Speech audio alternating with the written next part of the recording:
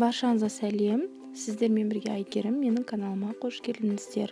Бүгін біз тауық етімен саңырауқұлақтан сливочный соуста дайындалатын тағам дайындайтын боламыз. Тез әрі дәмді шығады.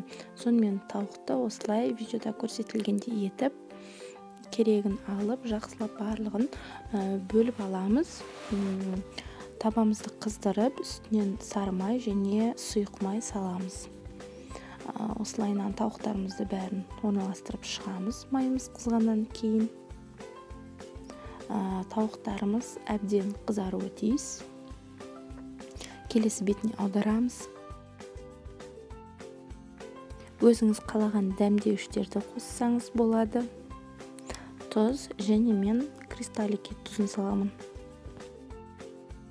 Мен сіздермен саңырауқұлақты қалай тазалау керектігімен бөлісемін.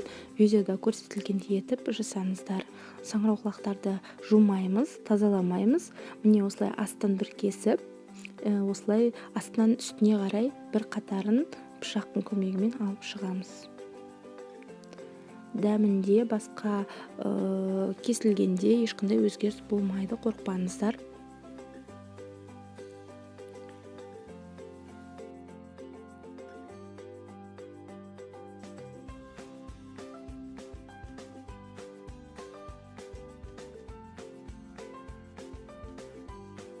Видеода көрсетілгендей етіп, екіге бөліп, осылай турап шығамыз.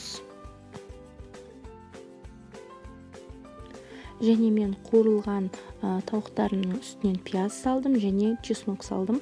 Барлығын жақсылап араластырамыз.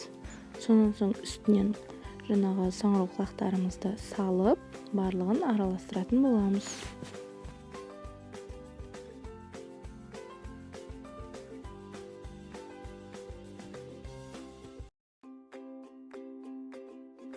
Және біз сливочный соусымызды дайындаймыз. Ол үшін сметанаға дәмдеуішімізбен суымызды қосып, жақсылап араластырамыз.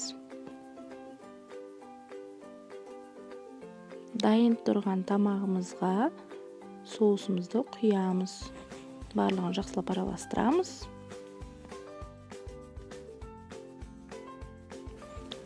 Арадан 25-30 минут өтті. Менің тамағым пісті. Мен үстінен кинза салдым.